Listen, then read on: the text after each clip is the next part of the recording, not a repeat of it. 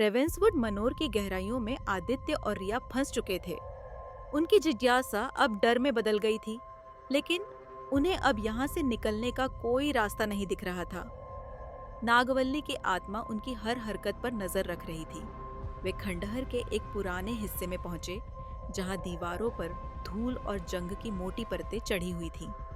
अचानक उन्हें एक गुप्त कमरा दिखाई दिया, जो शायद नागवल्ली की हत्या के बाद से कभी खोला नहीं गया था। उस कमरे में घुसते ही उन्हें वहां कुछ पुराने कागजात, किताबें और धूल भरी तस्वीरें मिली, लेकिन सबसे चौंकाने वाला था एक पुराना खून से सना कपड़ा।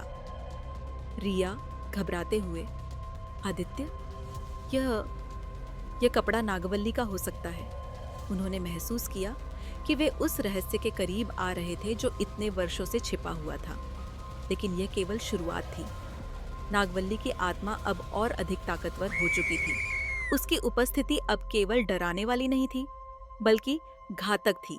वह अपने गुस्से और दुख में उन दोनों को खत्म करना चाहती थी। कमरे के दरवाजे अचानक अपने आप बंद हो गए। अंधेरा और ठंड बढ़ती जा रही थी और उन्हें अब अपनी सांसें भी भारी महसूस हो रही थीं। नागवल्ली की आत्मा पूरी तरह प्रकट हो गई। उसकी आंखों में जलती हुई नफरत और दर्द झलक रहा था। उसकी आत्मा अब केवल प्रतिशोध चाहती थी। नागवल्ली भयभीत करने वाली आवाज में बोली, तुम लोग भी धोखेबाजों जैसे हो। तुम यहाँ क्यों आए हो? नागवल्ली की आत्मा के सामने रिया और आदित्य को लगने लगा कि उनके बचने की कोई उम्मीद नहीं है। लेकिन तभी रिया ने नागवल्ली की एक पुरानी किताब को देखा, जिसमें एक विशेष अनुष्ठान का जिक्र था जो उसकी आत्मा को मुक्त कर सकता था। रिया, आदित्य, यही तरीका है। हमें इस अनुष्ठान को करना होगा। लेकिन समय बहुत कम था। नागवल्ली की आत्मा तेजी से उनके करीब आ रही थी। हवा में चीखों की गूंज और बढ़ने लगी थी और कमरे के चारों ओर की चीजें हवा में तैरने लगी।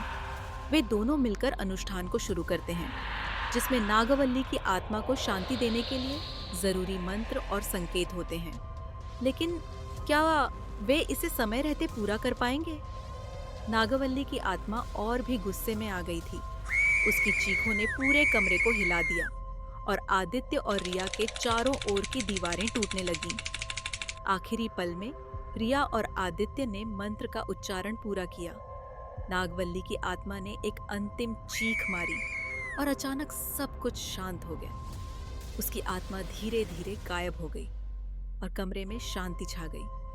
नागवल्ली की आत्मा को आखिरकार शांति मिल गई थी, लेकिन रिया और आदित्य जानते थे कि वे बस बाल बाल बचे थे।